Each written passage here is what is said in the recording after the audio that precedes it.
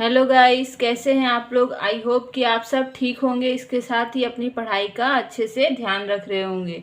आपको कंटिन्यूअसली रोज रिवीजन करना है। रिवीजन बिल्कुल नहीं छोड़ना है, क्योंकि अगर आपको सिलेक्शन चाहिए तो बिल्कुल आपको रिवीजन सबसे ज़्यादा जितना हो सके उतना ज़्यादा करना है। तो अब हम लेक्चर स्टार्ट कर रहे हैं। और सबसे पहले मैं जो करती हूँ वो है रिवीजन। और मैं भी यही चाहूँगी कि आप लोग भी वही करें कि पढ़ाई करने से पहले जो कल पढ़ा है उसे रिवाइज कर ले। तो पहले हम पिछले लेक्चर का रिवीजन करेंगे। पिछले लेक्चर में हमने क्या क्या पढ़ा था। मैं पिछले लेक्चर का नहीं बल्कि उससे भी ज़्यादा पीछे जाके सीधा ये उपराष्ट्रपति में जितने भी आर्टिकल हमने पढ़ लिए हैं उन सबका एक शॉर्ट में रिवीजन कर लेंगे। 63 में हमने क्या पढ़ा था, उनका पद कहाँ से लिया है, यूएसए से लिया है, आपको याद ही होगा, मैंने बताया था। उसके बाद 64 में हमने क्या पढ़ा था। 64 में हमने पढ़ा था वो सभापति होते हैं राज्यसभा के। कहाँ के? राज्यसभा के। कहाँ के? राज्यसभा के सभापति होते हैं। और उसके बाद मैंने क्या बताया था 65 में कि वो कार्यवाहक राष्ट्रपति मतलब जो हमारे उपराष्ट्रपति होते हैं वो कार्यवाहक राष्ट्रपति कब कब बनते हैं और इन्हें कौन कौन से पावर मिलते हैं। जैसे कि मान लीजिए कार्यवाहक राष्ट्रपति, मैंने बताया था कि जब एक उपराष्ट्रपति कार्यवाहक राष्ट्रपति बनते हैं तो उन्हें भी उतने ही पावर होते हैं जितने कि एक राष्ट्रपति के होते हैं। वो भी इमरजेंसी लगा सकते हैं, उनके भी कंट्रोल में तीनों सेनाएं आती हैं। वो भी मतलब जितने उनको सैलरी दी जाती थी उतनी इनको भी दी जाएगी। जितना जो भत्ता जो जैसा जो मिलता था वो सारी सुख सुविधाएं वो सारे पावर्स भी सेम टू सेम उपराष्ट्रपति को, जब तक वो कार्यवाहक राष्ट्रपति बनेंगे तब तक उन्हें भी वही सब मिलेगा, उतने ही पावर मिलेगी। वही सारे चीज़ें वो भी कर सकते हैं जो कि एक राष्ट्रपति कर सकते हैं। तो ये मैंने कार्यवाहक राष्ट्रपति होने पे क्या क्या मतलब मिलेगी। और अब तक मैंने बताया है कि 3 कार्यवाहक राष्ट्रपति बने हैं। वो कौन कौन से थे? वो थे बीवी गिरी और बीवी गिरी, उसके बाद मोहम्मद हिदायतुल्लाह,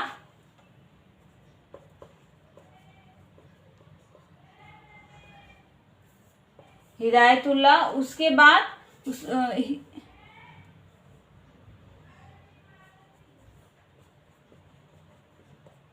हिदायतुल्लाह, उसके बाद एक और मैंने बताया था बीडी जत्ती। ये 3 कार्यवाहक राष्ट्रपति बने हैं अभी तक। इनके अलावा इनके कौन कौन से मतलब ये कौन कौन सी सिचुएशन में बनाए जाते हैं कार्यवाहक राष्ट्रपति। पहली तो मृत्यु हो गई तो, दूसरा त्याग पत्र दे दिया तो, तीसरा महाभियोग लगा गया, उन पे महाभियोग लगाया गया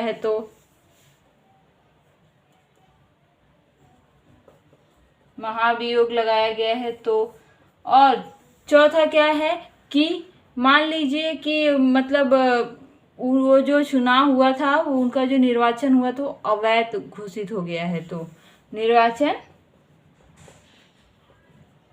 अवैध घोषित होने पे ये सारी सिचुएशन में मतलब कि कार्यवाहक राष्ट्रपति बनाए जाते हैं।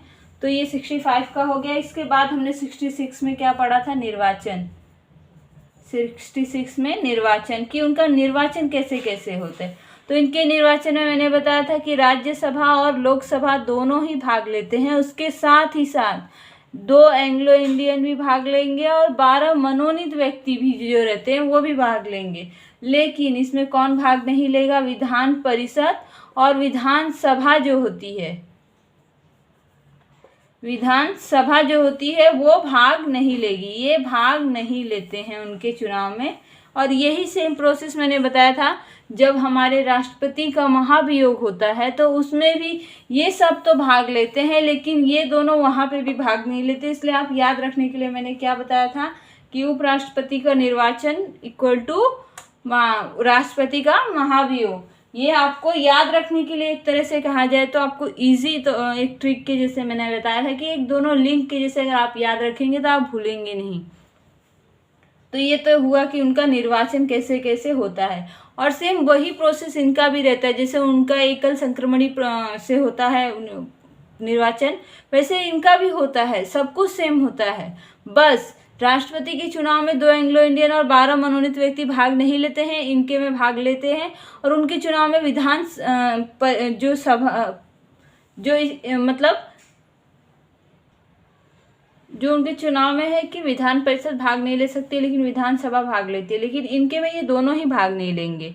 सो ये सारे डिफरेंस होते हैं। अब इनकी योग्यताएं भी के लिए कोई अलग से आर्टिकल नहीं है उपराष्ट्रपति के लिए, बल्कि इसी में उनकी योग्यताओं को भी मतलब जो भी कंडीशन है वो डाली गई है, और योग्यताएं भी मिलती ही जुलती हैं ज़्यादा से ज़्यादा। जो कि राष्ट्रपति की है वही उपराष्ट्रपति जी की भी हैं, तो सेम ही है। पहला क्या, उनकी एज 35 वर्ष होनी चाहिए।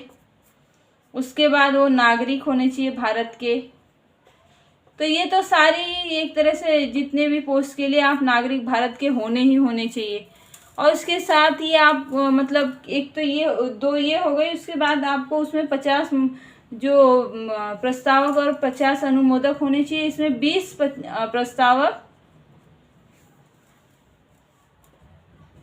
प्रस्तावक और 20 अनुमोदक होने चाहिए, या फिर मनोनीत व्यक्ति होने।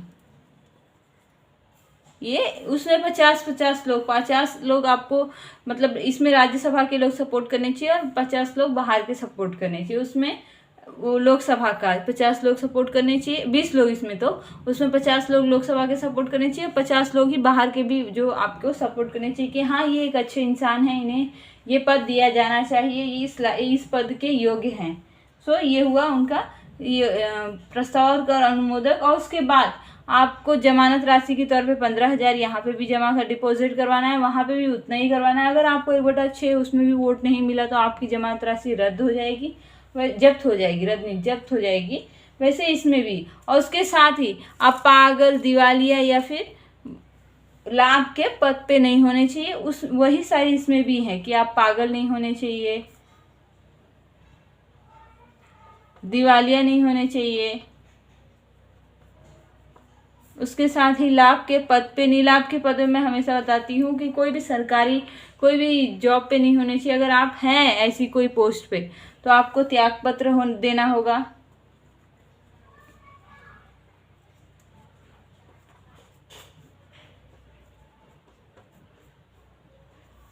ये सारी तो कंडीशन हमारी हो गई कि मतलब कैसे कौन कौन सी चीज़ें ये मतलब उनको नहीं होने चाहिए, और क्या क्या होना चाहिए, क्या क्या करना होगा। ये तो उनके निर्वाचन का हो गया। अब हम आज के लेक्चर में ये पढ़ेंगे कि उनका और क्या होता है, कि जैसे कि बाकी सब यहाँ तक हमने पढ़ लिया था, 66 तक पढ़ लिया। आज इतना ये पढ़ेंगे, जो बचे हुए आर्टिकल हैं उपराष्ट्रपति जी के, वो सारे आज हम पढ़ेंगे। अब हम आगे के जो भी आर्टिकल है वो पढ़ेंगे। तो हमारा अगला आर्टिकल कौन सा है, वो है 67 आर्टिकल हमारा क्या है, कार्यकाल। का से कार्यकाल, कि हमारे उपराष्ट्रपति जी का कार्यकाल कितना समय का होता है। तो इनका कार्यकाल कितने समय का होता है, 5 वर्ष का इनका कार्यकाल होता है। कितने वर्ष का होता है, 5 वर्ष का होते हैं। और इनका भी सेम वही है कि अगर किसी कारण से अगर ऐसा हो कि मतलब कि पद खाली हो, किसी कारण से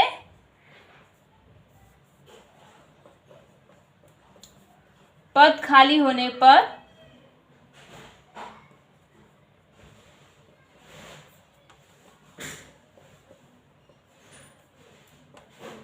जो नया उपराष्ट्रपति होंगे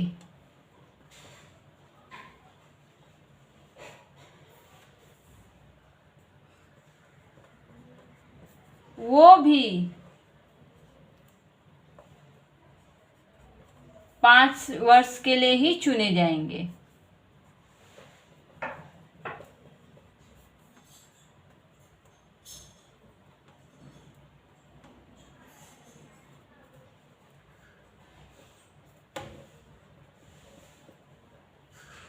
कितने वर्ष के लिए चुने जाएंगे? 5 वर्ष के लिए चुने जाएंगे।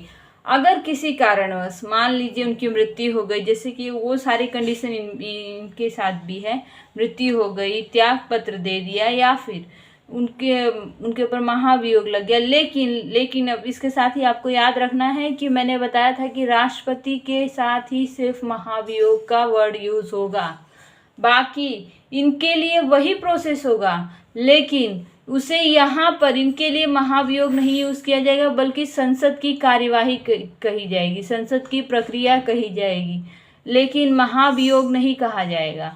ये केवल और केवल महाभियोग जो वर्ड है वो हमारे राष्ट्रपति जी के लिए ही यूज होता है, बाकी और किसी के लिए नहीं होता है। होता सभी के लिए वही प्रोसेस है, लेकिन वो वर्ड जो है, जो महाभियोग वर्ड है, वो सिर्फ और सिर्फ हमारे राष्ट्रपति जी के लिए ही यूज होगा। तो इनका भी वही होगा। अगर मान लीजिए मृत्यु हो गई, इनकी भी सारी कंडीशन में यहाँ पे लिख दे रही हूँ कि किन किन सिचुएशन में जो इनके पद खाली होंगे। मृत्यु हो गई, त्याग पत्र दे दिया,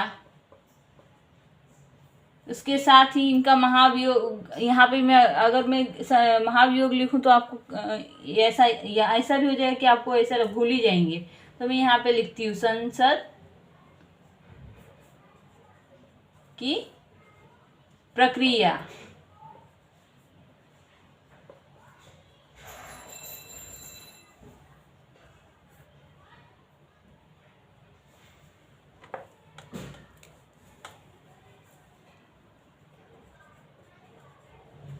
संसद की प्रक्रिया, यहाँ मैं ब्रैकेट में लिख रही हूँ आपको याद रखने के लिए कि सेम चीज इनका भी वही सब होगा, लेकिन कहाँ यहाँ पे इन्हें संसद की प्रक्रिया कहा जाएगा। और एक और जो कंडीशन है वो कि निर्वाचन को अवैध घोषित कर दिया जाए।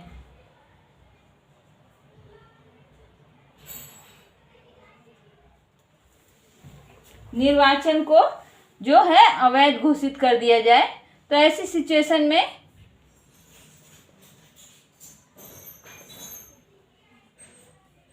अवैध अगर घोषित कर दिया जाए तो इन सारी सिचुएशन में अगर नए राष्ट्रपति चुने जा रहे हैं, और यही सारी कंडीशन भी रहेगी, और कोई क्या कंडीशन होगी अगर ये कंडीशन में, मतलब इन्हीं वजह से तो एक तो हमारे उपराष्ट्रपति जी का पद खाली होगा, और अगर पद खाली हो रहा है तो नए राष्ट्रपति ऐसा नहीं है कि बचे हुए टर्म के लिए आएंगे।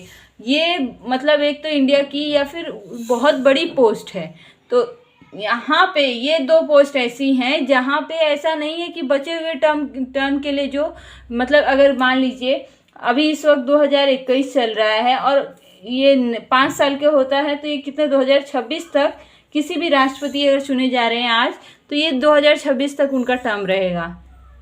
लेकिन अगर बीच में मान लीजिए ये 2023 में मान लीजिए कि किसी की मृत्यु हो जा रही है, तो क्या नए उपराष्ट्रपति चुने जाएंगे तो वो बचे हुए टर्म के लिए चुने जाएंगे? नहीं, बिल्कुल नहीं।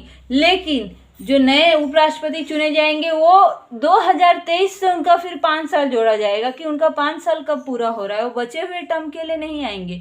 और राष्ट्रपति के लिए भी यही सेम प्रोसेस है। ये हमारे देश की बहुत ही बड़ी पोस्ट है, और जिन्हें एक तो कहा जाए एक सम्मानित पोस्ट है। तो यहाँ पर अगर कोई आ रहा है किसी कारण वजह से, या अगर पोस्ट खाली है, तो वो अगर कोई नया चुना जा रहा है तो उसके लिए ऐसा नहीं है कि टर्म जो खाली है उसमें वो आप, और बाकी लेकिन पीएम वगैरह ये सारी बाकी उसके अलावा जो भी होती है, इन दोनों पोस्ट को छोड़ के जो भी होते हैं वो बचे हुए टाइम के लिए चुने जाते हैं। लेकिन ये अगर किसी वजह से खाली हो रहे तो बचे हुए टर्म के लिए नहीं, बल्कि पूरे 5 साल के लिए चुने जाएंगे। तो ये याद रखना है कि राष्ट्रपति और उपराष्ट्रपति के लिए बचे हुए टर्म के लिए कोई नहीं चुना जाता है, बल्कि पूरे जितने भी 5 साल के लिए पूरा चुने जाते हैं। तो ये उनका मतलब एक कौन सी सिचुएशन में वो पद खाली होगा वो मैंने बताया। उसके बाद इनका जो महाभियोग उसमें कहा जाता है, इसमें संसद की कार्यवाही, वो उसके लिए वहाँ पर राष्ट्रपति के लिए अलग आर्टिकल बनाया गया है, लेकिन इनका इसी में है। जैसे कि चुनाव और जो निर्वाचन और जो योग्यताएं हैं वो एक ही आर्टिकल में है, वैसे इनका महाभियोग का भी इसी में है। तो मैं यहीं पे आपको बता दे रही हूँ कि इनके महाभियोग का भी सेम वही प्रोसेस है, लेकिन उपराष्ट्रपति का जो महाभियोग होता है वही संसद की कार्यवाही। मैं अगर संसद की कार्यवाही बार बार मतलब बोलूंगी तो ऐसा मतलब बहुत बड़ा हो रहा है, इसलिए मैं आपको याद रखने के लिए मैं बता दे रही हूँ। एग्जाम वगैरह में संसद की प्रक्रिया कार्यवाही होगी, लेकिन महाभियोग अगर उपराष्ट्रपति या किसी और के लिए दे रहा है तो आपको बिल्कुल नहीं टिक करना है। सिर्फ और सिर्फ राष्ट्रपति के लिए ही महाभियोग का वर्ड यूज होता है, आपको हमेशा याद रखना है। उपराष्ट्रपति का महाभियोग कहाँ से शुरू हो सकता है?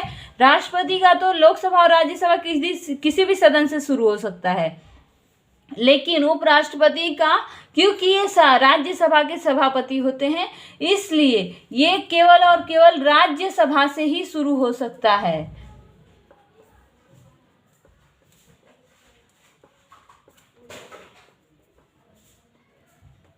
केवल और केवल राज्यसभा से ही शुरू हो सकता है और किसी सदन से इसे नहीं शुरू कर सकते हैं, क्योंकि जो सभापति होते हैं वो सिर्फ और सिर्फ राज्यसभा के होते हैं और उनका कोई भी ऐसा नहीं है कि जो लोकसभा से कुछ ऐसा कनेक्शन हो, इसलिए वो सिर्फ और सिर्फ, हाँ ऐसा है कि शुरू आप यहाँ से कर सकते हैं, शुरू यहीं से करना है, लेकिन जाएगा वो भी लोकसभा में। लेकिन आप ये सोचिए कि लोकसभा से उसे शुरू करके लाएं राज्यसभा में, तो ये नहीं हो सकता, क्योंकि जो हमारे उपराष्ट्रपति जी होते हैं वो लोकसभा के नहीं बल्कि राज्यसभा के सभापति होते हैं, इसीलिए उन्हें सिर्फ उनका जो इम्पीचमेंट प्रोसेस है वो हम सिर्फ और सिर्फ राज्यसभा से, ये राज्यसभा से ही शुरू कर सकते हैं। और यहाँ भी उनके भी प्रोसेस शुरू करने का जो प्रोसेस है वो 1/4 बहुमत जो लोग सदस्यत्व के जो 1/4 सदस्यत्व के अनुमति के बाद ही आप जो मतलब चालू कर सकते हैं। सदस्यों की अनुमति के बाद, अनुमति के साथ ही आप शुरू कर सकते हैं। और अगर इन परसेंट में अगर आप इसको करना चाहें तो 25%, मैं यहीं पे लिख दी हूँ 25%। और इसे पारित करवाने के लिए आपको 2/3 बहुमत मिलना चाहिए कम से कम। किसी भी सदन से पारित करवाने के लिए आप मतलब राज्यसभा से बहुमत आपको कितना मिलना चाहिए? ये तो शुरू करवाने के लिए है कि हाँ इतने कम से कम इतनी अनुमति चाहिए कि हाँ मैं बोल रहा हूँ ऐसा ये क्या सही नहीं है, आप भी मेरे साथ अनुमति दें। तो ऐसा अगर 25% लोग या फिर 1/4 लोग आपको सपोर्ट कर रहे हैं तो उसके बाद ही आप इस चीज को शुरू कर सकते हैं। लेकिन आप इसे एक तरह से पारित करने के लिए जो बहुमत होता है वो कितना होना चाहिए? 2/3 बहुमत होना चाहिए आपके पास कम से कम, और उसके बाद ही आप दूसरे सदन में वो जाएगा। और इसे अगर परसेंट में कहा जाए तो 66%। तो ये हुआ कि हाँ इनके लिए भी सेम वही है, उसमें भी राष्ट्रपति के लिए भी हमारे 1/4 ही स्टार्टिंग करने के लिए चाहिए, लेकिन उसमें बस इतना ही है कि आप लोकसभा राज्यसभा किसी भी सदन से शुरू कर सकते हैं, लेकिन इनके लिए सिर्फ और सिर्फ राज्यसभा से शुरू कर सकते हैं। उसके बाद अगर आप शुरू कर लिए हैं और आपको इतने लोगों ने बहुमत दिया है कि हाँ 2/3 लोगों का बहुमत आपके पास है, तो वो फिर लोकसभा जाएगा। और लोकसभा जाने में के पहले मतलब गया वहाँ पे 14 दिन की, यहाँ भी 14 दिन का ही समय दिया जाएगा। 14 दिन के भीतर ही जो मतलब 14 दिन बाद लोकसभा में वहाँ पर मतलब इस बात पे चर्चा चालू होगी। उसके 14 दिन के बीच में उपराष्ट्रपति जी को टाइम दिया जाएगा कि वो अपने ऊपर जो आरोप लगा है उसके लिए जो भी मतलब सफाई देना चाहते हैं तो उन्हें 14 दिन का समय दिया जाएगा कि वो अपनी बात कह सके। उनके ऊपर जो भी आरोप लगा है वो उसके खिलाफ में एक सफाई के तौर पे अपने तरफ से कुछ बात कह सके कि हाँ मेरे ऊपर जो ये आरोप लगा है वो गलत है, मैंने ऐसा कुछ नहीं किया, ये आप लोगों की गलतफहमी है। और उसके साथ ही उन्हें 14 दिन बाद ही अगर वो सिद्ध कर लेते हैं तो उनका जो इम्पीचमेंट प्रोसेस है वो वहीं पे रोक दिया जाएगा और नहीं होगा। और जो मतलब सदन के लोगों को अगर वो मतलब सहमत हो जा रहे कि हाँ ये सही कह रहे हैं, उसके बाद इस बात के लिए वो सुप्रीम कोर्ट या किसी कोर्ट नहीं जा सकते कि हाँ यहाँ से मुझे इम्पीचमेंट किया जा रहा है। ये बात हमेशा आपको याद रखना है। और इसके साथ ही मैंने क्या बताया था कि जो उपराष्ट्रपति जी होते हैं वो राज्यसभा के सदस्य होने जरूरी नहीं हैं, ये हमेशा आपको याद रखना है। तो ये हुआ उनके कि कार्यकाल कैसे कैसे होगा और उसमें उसके साथ ही उनका इम्पीचमेंट प्रोसेस क्या क्या होगा, ये मैंने यहाँ पे बताया। और अब मैं क्या बताऊंगी, अब हमारा अगला आर्टिकल क्या होगा, 68 में क्या है, का से कार्यकाल हमारा है। अब चू से चुनाव का इनका समय कितना होगा, कुछ ऐसा रहना चाहिए ना। तो 68 क्या है, चुनाव का समय। चुनाव का समय देखा जाए तो इनका कोई समय ऐसा है नहीं कि हाँ लिमिट बताई गई है। जैसे कि हमारे राष्ट्रपति जी में कैसा है कि कम से कम आपको 6 महीने के अंदर ही आपको नए राष्ट्रपति चुन दिए जाने चाहिए। लेकिन हमारे उपराष्ट्रपति जी के लिए ऐसी कोई कंडीशन नहीं बताई गई है कि हाँ इनके लिए भी इतना टाइम है उसके अंदर आप नए उपराष्ट्रपति चुन दें, ऐसी कोई कंडीशन नहीं। हाँ बस इतना ही कहा गया है कि जो भी आप मतलब कि उपराष्ट्रपति का पद मान लीजिए खाली है तो आप शीघ्रता पूर्वक क्या कर सकते हैं, शीघ्रता पूर्वक चुनाव करके नए राष्ट्रपति उपराष्ट्रपति चुने जाने चाहिए।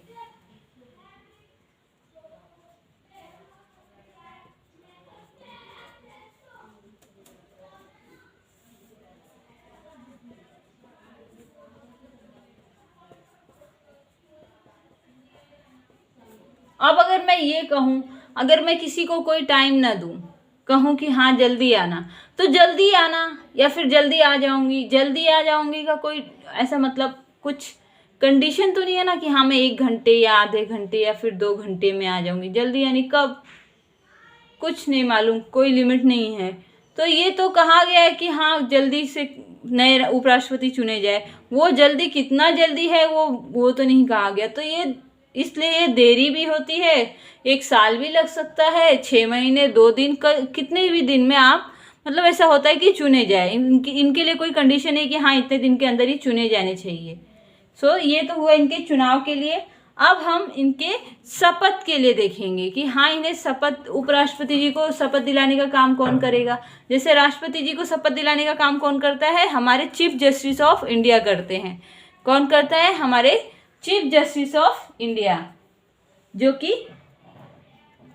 भी मतलब इस समय के लिए और इन फ्यूचर जो चीफ जस्टिस ऑफ इंडिया होंगे वो या फिर 33 जजों में से कोई एक जो सीनियर जज होंगे वो राष्ट्रपति जी को शपथ दिलाने का काम करेंगे। अब 69 जो है, स से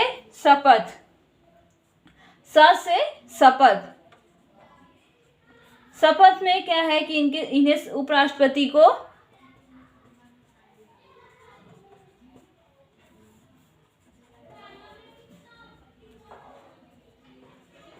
शपथ राष्ट्रपति दिलाते हैं। कौन दिलाता है, राष्ट्रपति। उपराष्ट्रपति जी को शपथ दिलाने का काम कौन करता है, राष्ट्रपति दिलाते हैं।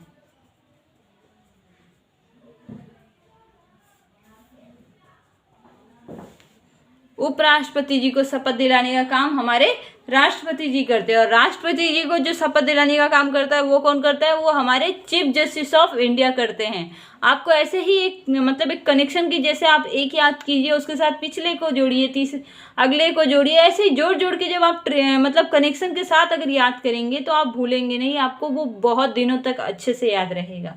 तो जैसे मैंने अभी यहाँ पे बताया कि राष्ट्रपति जी को चीफ जस्टिस ऑफ इंडिया दिलाते हैं और उपराष्ट्रपति को राष्ट्रपति दिलाते हैं, और चीफ जस्टिस ऑफ इंडिया को कौन दिलाता है,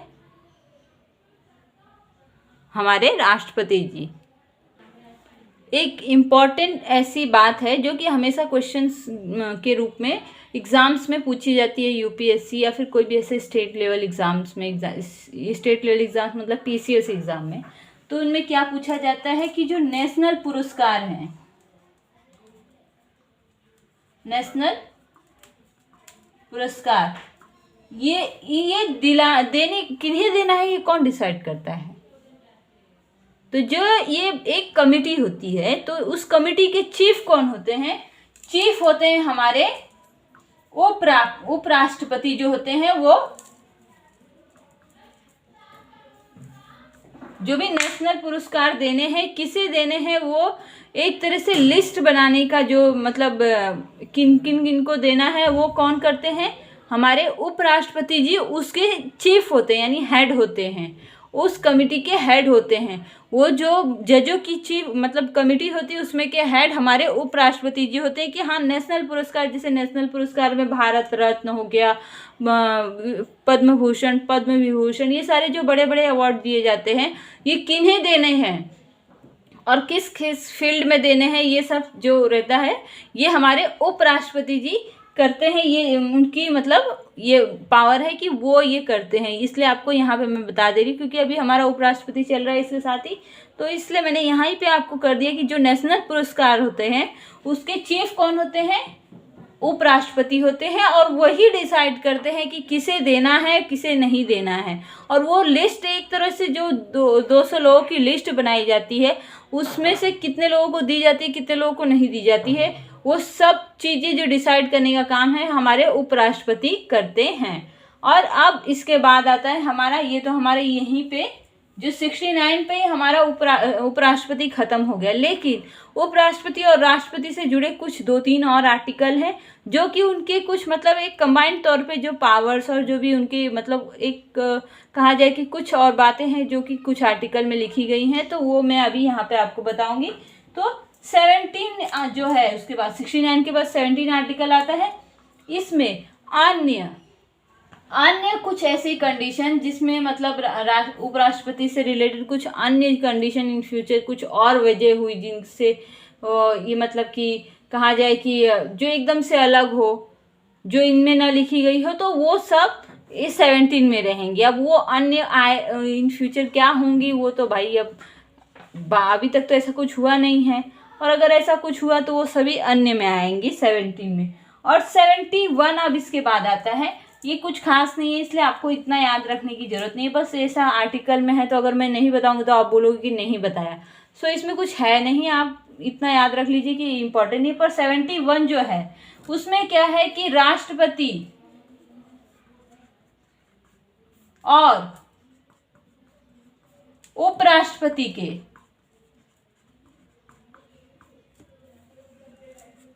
चुनाव से संबंधित, चुनाव या फिर निर्वाचन बोल लीजिए,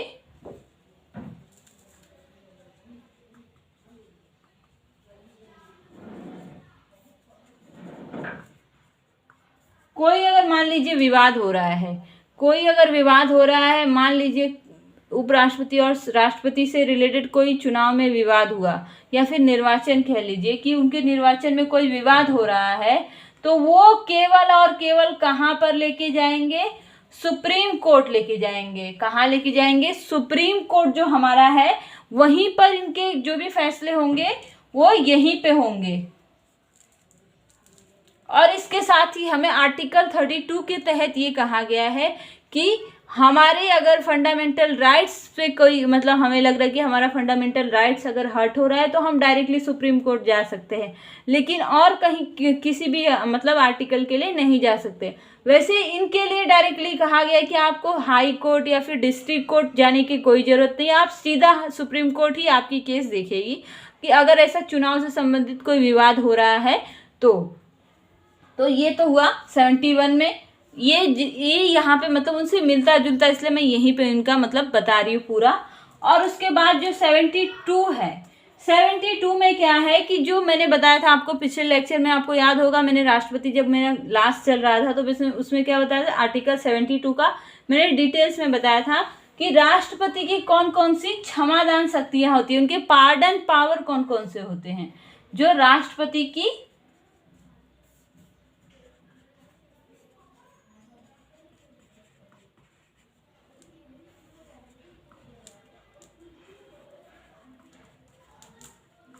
क्षमादान शक्ति, क्या क्या कौन कौन सी शक्तियां हैं क्षमादान, जैसे वो जो सैन्य कोर्ट से अगर कोई न्यायालय से अगर आया है तो वो वाली भी जो भी सजा है उसे माफ़ कर सकते हैं। उसके साथ ही साथ सिविल कोर्ट का अगर कोई केस है उसे भी माफ़ कर सकते हैं। क्यों? क्योंकि उनके अंडर में तीनों सेनाएं होती है। उसके साथ ही वो एक मतलब जो भी एक तो उन्हें 72 के तहत सिविल कोर्ट के सारे केसों को मतलब जो भी अगर उन्हें लग रहा है कि इन्हें क्षमादान देना चाहिए तो वो देंगे। वो मतलब कि देंगे, अगर नहीं लग रहा है तो नहीं देंगे। अब वो मैंने अलग अलग आपको बताया था कि कैसे कैसे उनके पावर है, कैसे कैसे प्रोसेस से वो करते हैं माफ़, वो मैंने डिटेल्स में आपको बताया। अगर मैं यहाँ पे फिर वही सारे रिपीट करूँगी तो बहुत बड़ा लेक्चर होगा। अगर आपको देखना है तो पीछे के लेक्चर में जाइए, वहाँ पे डिटेल में मैंने बताया कि एक लेक्चर में ही मैंने बनाया कि राष्ट्रपति की क्षमादान शक्तियाँ कौन कौन से प्रोसेस होते हैं, कौन कौन से उनकी पावर होते हैं क्षमा करने की, वो सारे मैंने बताए हैं उसमें।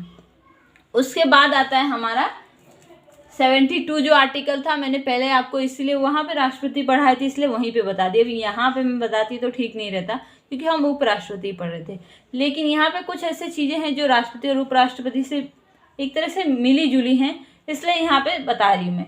अब 73 में क्या है कि जो हमारे राष्ट्रपति होते हैं वो कार्यपालिका का विस्तार कर सकते हैं। वो कार्यपालिका का विस्तार क्यों और कैसे करेंगे वो अब मैं आपको बताऊंगी कि कार्यपालिका का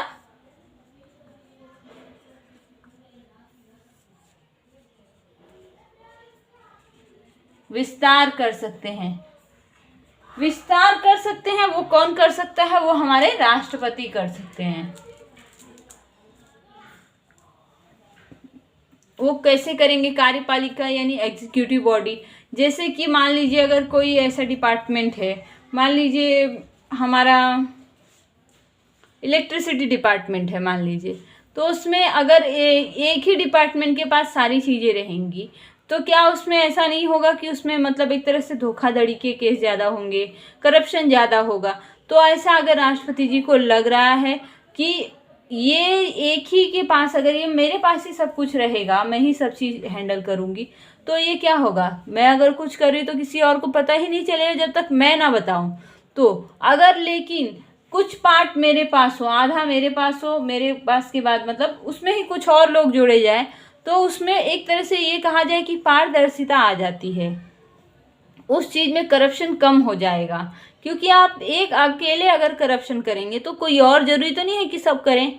तो ऐसी सिचुएशन में मान लीजिए कोई ऐसा मतलब एक तरह से जो स्टैट्यूटरी बॉडी जो अपना खुद का है, तो वहाँ पे मान लीजिए उन्हें लग रहा है कि इसमें कुछ एक तरह से कहा जाए कि इसके साथ ही कुछ और डिपार्टमेंट्स में एक और अलग डिपार्टमेंट बनाया जाए जिससे कि काम भी अच्छे से हो, उसमें एक तो स्पीड आएगी, उसके साथ ही उसमें एक अच्छा मतलब एक स्पीड के साथ साथ एक अच्छे से एक प्रोसेस के हिसाब से सही तरीके से काम हो सकेगा। तो ऐसी सिचुएशन में वो क्या कर सकते हैं कि वो मतलब कि एक डिपार्टमेंट बनाएंगे कि हाँ ये डिपार्टमेंट को ये काम करना है, ये डिपार्टमेंट को ये काम करना है, यानी डिपार्टमेंट में डिवाइड कर देंगे। तो उसे हम क्या कहेंगे कि कार्यपालिका का विस्तार वो कौन करते हैं, हाँ हमारे राष्ट्रपति करते हैं। तो ये उनके पास पावर है कि वो एग्जीक्यूटिव जो है उन्हें और बढ़ा सकते हैं, उसमें और जो है विस्तार कर सकते हैं। तो ये तो हुआ हमारे आज के लेक्चर का, आज का लेक्चर यहीं पे ख़त्म कर रहे हैं। और जो अगला लेक्चर होगा उसमें हम ये पढ़ेंगे कि कैसे कैसे हमारी सरकारें बनती हैं, कैसे कैसे मंत्री बनते हैं, कैसे कैसे अलग अलग मंत्री परिषद बनते हैं, वो सारे अब हम पढ़ेंगे। अब हम सरकार कैसे चलती है वो सब सीखेंगे और पढ़ेंगे। आज का लेक्चर यहीं पे ख़त्म हो रहा है। अब हम रिवीजन करेंगे। रिवीजन हम स्टार्ट करते हैं। जैसे कि अब उपराष्ट्रपति को मैंने 63 से 69 तक ही उपराष्ट्रपति है, उसमें ट्रिक बताया उसरा निकाचुस, जिसमें है 67 का कार्यकाल कि उनका कार्यकाल कितना होता है। इसके पहले कि मैंने सब बता दिया, इसमें उनका पद कहाँ थे, उस उपराष्ट्रपति का पद कहाँ से आया है, अमेरिका से सभापति होते हैं, और उनका कार्यवाहक राष्ट्रपति का मतलब कैसे होते हैं।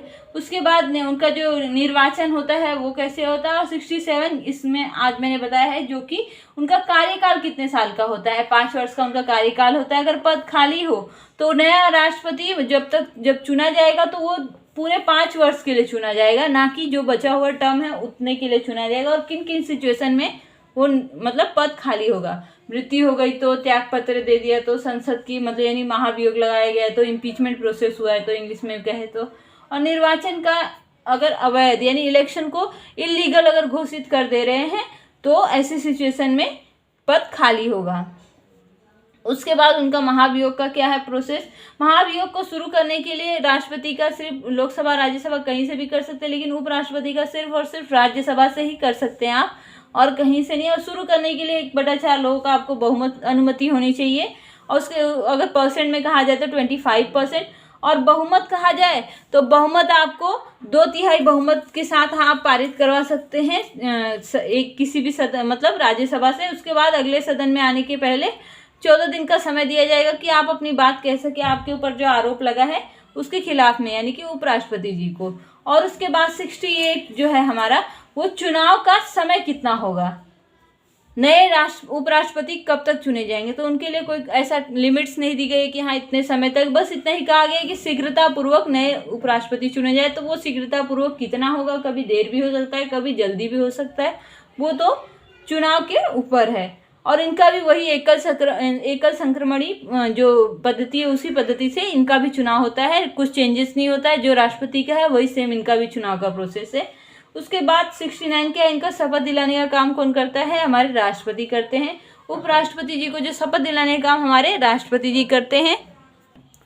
और उसके साथ ही नेशनल पुरस्कार जो भी हमारे भारत रत्न, उसके साथ ही पद्म भूषण, पद्म विभूषण, जो अलग अलग पुरस्कार दिए जाते हैं वो कौन देते हैं, हमारे जो उसके चीफ होते हैं, जो उस कमेटी के चीफ होते हैं वो हमारे उपराष्ट्रपति होते हैं। वो ही चुनते हैं कि किसे पुरस्कार देना है और किसे नहीं देना है, वही उन लोगों को चुनाव करते हैं। उसके साथ ही 70 में मैंने बताया अन्य जो भी चीज़ें उपराष्ट्रपति में कुछ और अगर आ रहा है तो वो अन्य में डाला जाएगा 70 में, जो कि इम्पोर्टेंट नहीं है, आपको बस एक सीक्वेंस के जैसा मैंने वहाँ पे लिखा है। और 71 में मैंने ये बताया कि राष्ट्रपति और उपराष्ट्रपति के चुनाव में अगर कोई संबंधित कोई भी अगर ऐसा हो गया कि विवाद हो रहा है तो वो सिर्फ और सिर्फ सुप्रीम कोर्ट में जाएगा। कहाँ जाएगा, सुप्रीम कोर्ट में जाएगा, और किसी कोर्ट में उस चीज़ का फैसला नहीं होगा। और 72 में क्या है कि राष्ट्रपति को जो मैंने क्षमादान शक्ति है, जो उनका पार्डन पावर बताया है पिछले लेक्चर में डिटेल में, एक लेक्चर ही मैंने बताया है कि राष्ट्रपति की कौन कौन सी क्षमादान शक्तियाँ होती हैं, वो एक पूरा लेक्चर है, आप जाके देख सकते हैं। इसके बाद 73 में कि कार्यपालिका का विस्तार कर सकते हैं राष्ट्रपति, अगर उन्हें लग रहा है कि इसमें और ज़्यादा प्रोसेस में कुछ मतलब सही नहीं है तो उसमें अगर डिपार्टमेंट में और ज़्यादा मतलब अलग अलग डिपार्टमेंट किया जाए तो जिससे काम भी जल्दी होगा और कहा जाए तो एक तरह से अच्छे से होगा, तो वो करने का काम कौन करेगा, हमारे राष्ट्रपति जी करते हैं। तो आज यहीं पे आज का लेक्चर खत्म होता है। अगर लेक्चर आपको अच्छा लग रहा है, पसंद आ रहा है, समझ में आ रहा है तो आप ज़्यादा से ज़्यादा लोगों में शेयर करें, सब्सक्राइब करें, उसके साथ ही लाइक करें। अगर आपको लेक्चर नहीं पसंद आ रहा है तो वहीं पे आपको डिसलाइक करना है, जो कि हमेशा मैं कहती हूँ, उसके साथ ही रीज़न देना है। और हमारी इस अगर पसंद आ रहा है तो मुहिम को, जो एजुकेशन की मुहिम है, इसे और ही ज़्यादा लोगों में आगे जोड़ते जाना है, जिससे जितने बड़ी हमारी फैमिली होगी उतना ही ज़्यादा हमें मज़ा आएगा पढ़ने में, जिससे हम एक दूसरे की बातें मतलब एक तरह से कहा जाए तो डिस्कशन करके पढ़ेंगे। सो अगर लेक्चर अच्छा लग रहा है तो ज़रूर से ज़रूर आपको लाइक, शेयर एंड सब्सक्राइब करना है, और नहीं लगे तो डिसलाइक करना है और साथ ही रीज़न देना है। Thank you, bye.